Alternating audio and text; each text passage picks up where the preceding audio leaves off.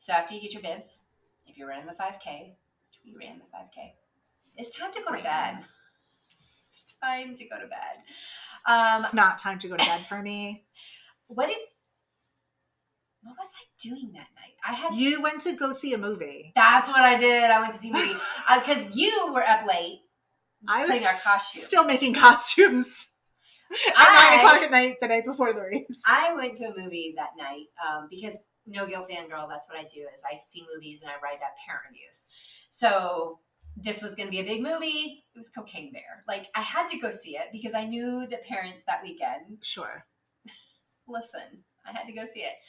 And Sure. I did not think a little Cocaine Bear was going to affect my performance. Let's be honest. So I went to Cocaine Bear. Our bar is set very low. Very low. If you're looking for the True Runner podcast, this ain't it, sis. This ain't it. This is we're having a great time. We are having a lot of fun. PRs and fun. That is us. Welcome to our YouTube channel. So yes, that is what we're all about. Yeah. If you couldn't tell, that's what we care about. Anyway, so yeah, we were both up late. Both woke up very early. Ended up at Epcot.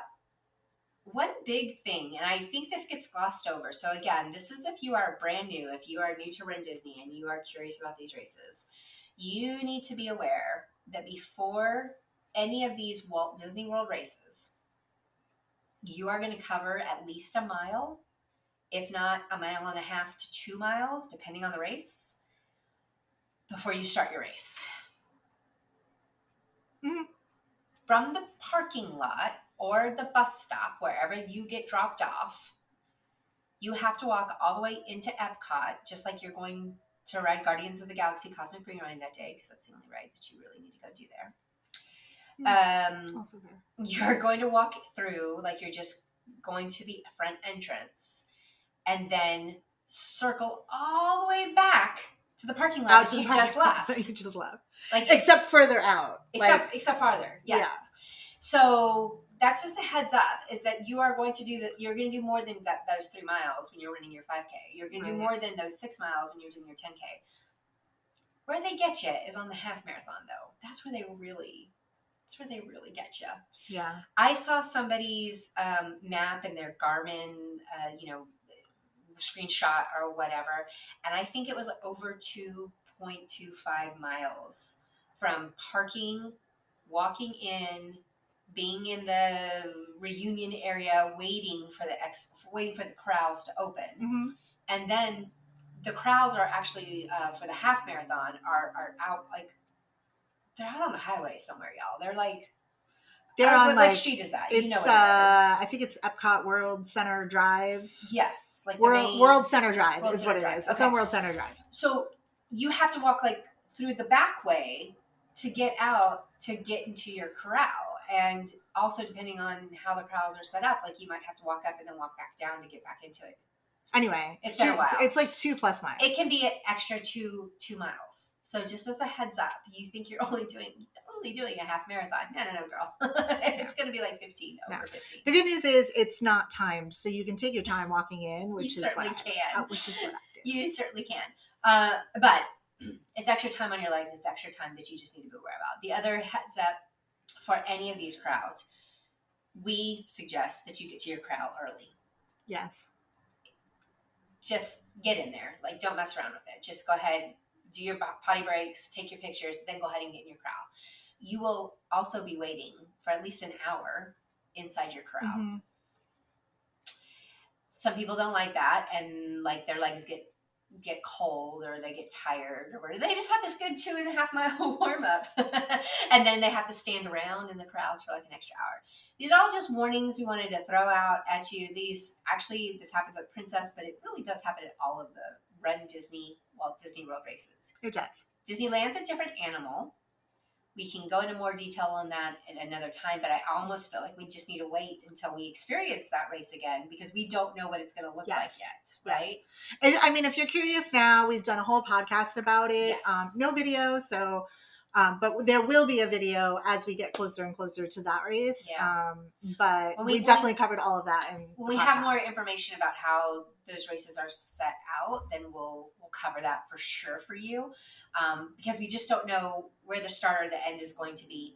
in general, you don't have to monkey around like you do at Walt Disney World, though. You're not going to walk 2.5 miles. No, they don't have 2.5 miles out there. They don't. Yeah. That's why we love it. That's why we love it. So, yes. So, those are just some very significant things I wanted to point out. We did the 5K. The weather for the weekend was supposed to be like really hot and really miserable. Mm-hmm. I thought it was delightful. It was humid. I'm a Florida girl, so that's weird. So I'm actually not born from Florida. I am originally from New York, but I've been here now. This will be 10 years that I've been here. So it's weird for me to say I'm a Florida girl, but I live down here. I'm conditioned for the weather. I did think it was still humid. Mm-hmm. So I can imagine if you're coming from somewhere else that this was humid. But I didn't really think it was hot. Mm-hmm. I'm from Northern Virginia, and it's been coldish. We haven't had a super cold winter. We had like 1 day of snow, maybe 1.5 days of snow. Like it's not been bad at all. But we traditionally do get cold, and we do get snow. So for me to come down to Florida, sometimes it is a shock to the system. Yeah, I didn't feel like it was that bad. Humid, yes. Like I glistened. We were a little sweaty mm-hmm. from the humidity. But I at no point was I unhappy or miserable or complaining. And that even goes through like going to the parks and stuff. I thought the weather held nicely. Like it was warm. If you wanted some heat, I went to Blizzard Beach. I went actually to a water park and got in the water. It was that warm, mm-hmm. but it wasn't scorching hot where like you couldn't enjoy the parks, if that makes sense, at least in my opinion. And I'm pretty freaky about the weather. Like I'm Goldilocks. I want it to be just right. Yes. And I won't say it was just right, but it wasn't too bad. I didn't complain. I don't think I left my house. I don't think you did either. I think you were once you got back here, you were done. Yeah. The half marathon was the biggie that they were concerned about with weather, mm-hmm. but you got blessed with fog cloud cover. And so I think it was only like the last, I don't know, hour. 45 minutes of people being on the course that you had full sun. If you were a faster runner, you were getting in before it got bad. Mm-hmm. If you were towards the back of the pack, you probably did struggle a little bit the last 30 minutes or so, but that's a blessing. Like that's not bad. So Princess Marathon Weekend, everybody always asks like what the weather is like, and the answer is honestly, it's Florida. It's whatever frick Florida decides to do. It's crazy. So yes, I mean it is, but I will say that this is probably the weekend that is the hottest of all of them. I think you're right. We always have. There have been an occasional few years where it's been absolutely freezing. Mm-hmm. Like I remember running the Frozen 5K and it was actually frozen. Frozen 5K. I was like, hey, they called in this. This is really authentic. But Princess has always traditionally been hot. It has been warmer. Yeah. It is. It always just seems like it's the one spike we get. It always seems to be that week. Yeah. It's a great week anyway, so don't let that deter you. I mean, Wine and Dine can also be pretty hot, which is in November.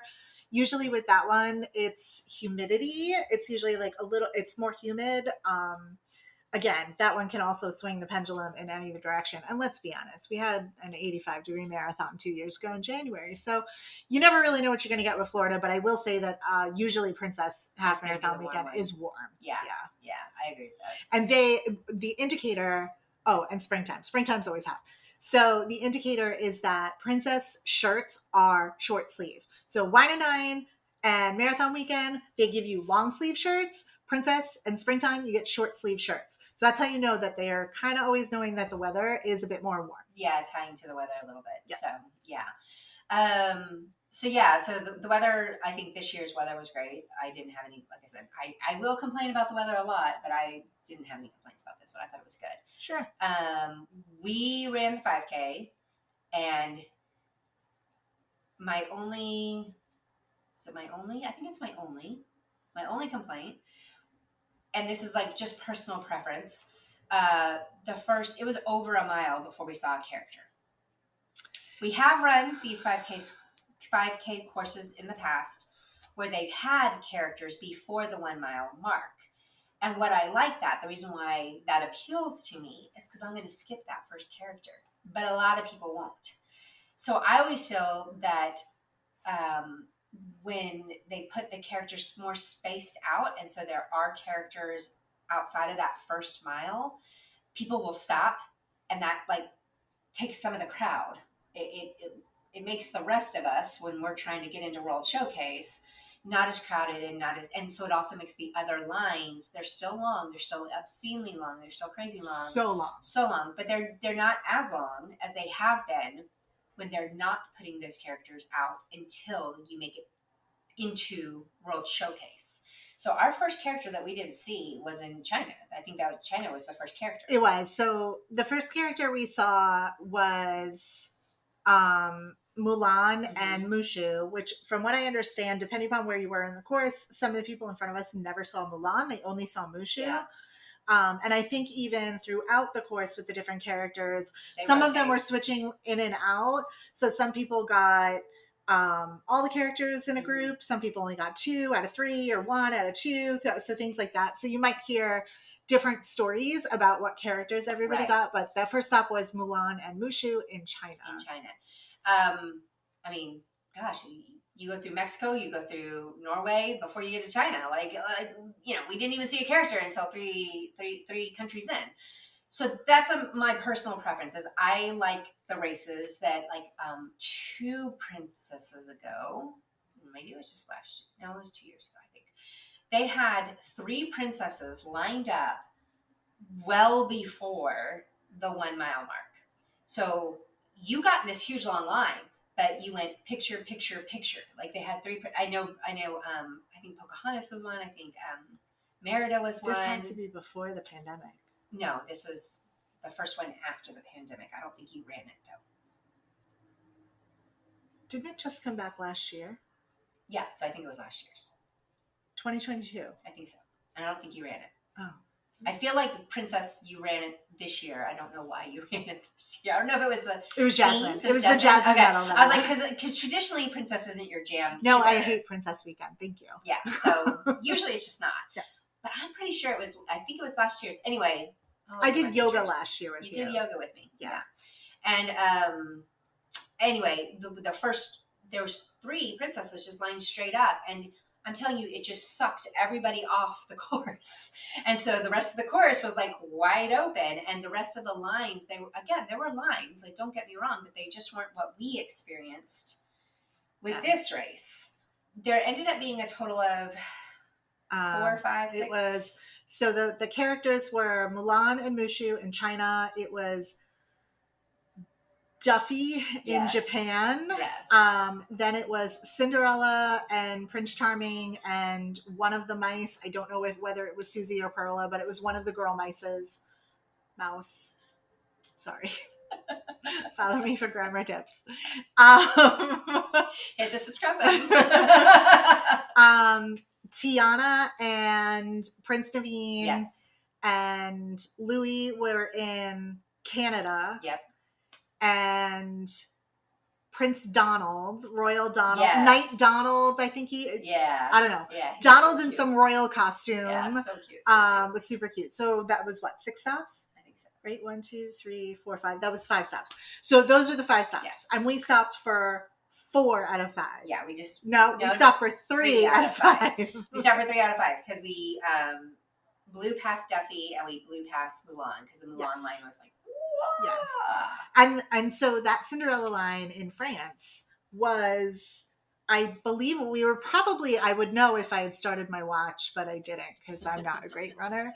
That line was probably 20 to 30 minutes. So just to give you an idea of how that if you're going to stop for characters, be aware you're going to be stopping for a long time. You can also, if you are super fast, starting in the front, all that good stuff. My friend started when we did. She's way faster than I am. She got there and basically was like, oh, it was like a 2-minute line, right? Yeah. By the time that we had gotten there, because we're slow, by the time we had gotten there, it was like a 20, 30-minute line. But it was worth the wait. It was a beautiful photo. It's a cute picture. Super fun. Yeah, we had fun. And I mean, honestly, that's why we run the races. Yes. Is that experience. If I want to run a 5K, I can run a 5K anywhere for a lot cheaper. But I want to have the experience of running through the parks. I want the fireworks to start me with, and I want the beautiful medals, and I also really, really want the characters on the course. So that's like my, if they had, after COVID, if they had not brought back characters, I don't know that I would have signed up that year. Like I would have waited until characters were back, but they did bring back characters. I mean, so there's no reason to run Disney if you're not. If you're not interested in characters, like, well, and I what I want to say is not that you're not stopping, because there are plenty of people that just like to run by them and see which ones they are. But for entertainment purposes, I want you to put a character out there to entertain me. Right. Whether I take a photo or not. That's right. That's what they're there. So so I think that overall we were happy with the 5K. Mm-hmm. Like I said, my only complaint, and I may be literally the only person who complains about this, but or what it feels like they're doing is it feels like they are putting characters in the parking lot for you to meet before and after the race, rather than on the course, which is good for a lot of reasons because everybody can take those pictures before or after the race in the parking lot, where on the course some of the slower runners just may not have time to stop for some of these characters or whatever. So if you are a walker, if you are somebody who is just going to take a little bit longer to finish the 5K, but you still want a character picture, well, you're going to have that opportunity before or after the race in the parking lot. I feel like they're just putting the budget there, like they're putting the characters out there instead of on the course. I don't think I've been running Disney for 15 years. I had to do that math. It took me a really long time. And I don't think I've ever seen more characters though on a 5K course than 5 stops. No, we've had them where they've been 6 and 7. That's a lot. We have, and that's a lot. And I agree. That was a lot, and it was amazing. And I think it was either the first or the second race after COVID. Like we had a lot, and it was a big deal. That's also, and so I understand why they did that though, because we couldn't pose with them. So you were literally running up, taking a selfie, and running off. Mm-hmm. So the lines would be super short. It was different. Yes. So that makes sense. But no, that's not. But I would rather pose with them and have less. Absolutely. So yes, I was, like I said, happy with the quality and happy with the amount that we actually got. Mm-hmm. I just think I wished they were, I don't know, spaced a little bit different. I don't know what I want. But anyway, that's my only complaint about the 5K. Other than that, it was a lot of fun. Cute medals, cute shirts. Yeah, I have no complaints. All good. Princessy behavior. Like everybody was sweet and nice. We talked to a lot of people in line. Yes, we did. We were dressed as Tron light cycles, and we actually had a cast member. She was like, "Do you mind if I take a picture with you? I'm working Tron," and so she was very cute. She was very excited. So, which we are going to ride tonight, so we're so excited. So yeah, Tron is on the agenda. So that was it. Now the rest of the races we did not do, so we can't chime in. But anecdotally, I of course study social media like it's my job because it is your job. And I saw mostly positive conversations. The only big negative, and this truly it's part of runDisney, it's part of runDisney lore, it's part of runDisney stress. It's never going to go away. That everybody always brings up the balloon ladies. Now, if you want to know all about the balloon ladies, guess what? We got a podcast where we've interviewed the balloon ladies. Link below. You can go listen to that. I also have a whole blog post with an interview with the balloon ladies. We actually know one of the balloon ladies, like personally. So if you have balloon lady questions, like, where are your girls? Like, hit us up. One of them is my best friend. Exactly. So we got you covered when it comes to balloon lady content. Now, brand new person who's going, what is a balloon lady? What the F is a balloon lady? Who cares about these balloon ladies? They are pacers that start very last in the race that maintain the 16-minute mile. Yes. So they are not like pace group leaders. There's a separate pace group if you want to run with like a pace group, which I don't believe they do in the 5K at all. Or the 10K. And then, but they start very, very last, and they're just basically a visual reminder of, hey guys, we need to maintain a 16-minute pace from the last person that starts, which is them. And they carry big old balloons, and there's usually 2 to 3 of them depending upon which race it is. Usually the 5K doesn't have a pacer, So it's usually 10K and above. So marathon weekend is 10K, half, and full marathon. And every other weekend is usually 10K and a half. So if you see them or you hear of them, people worry about them, because if a balloon lady catches you, if you see the balloon lady, that means you're at risk for getting taken off the course. And so that's what concerns people. They are not going by being like, ma'am, you're done. You're out. Oh, out. That's not their job. That's not that. They're literally just hustling through. They're just runners, doing just like you. Thing.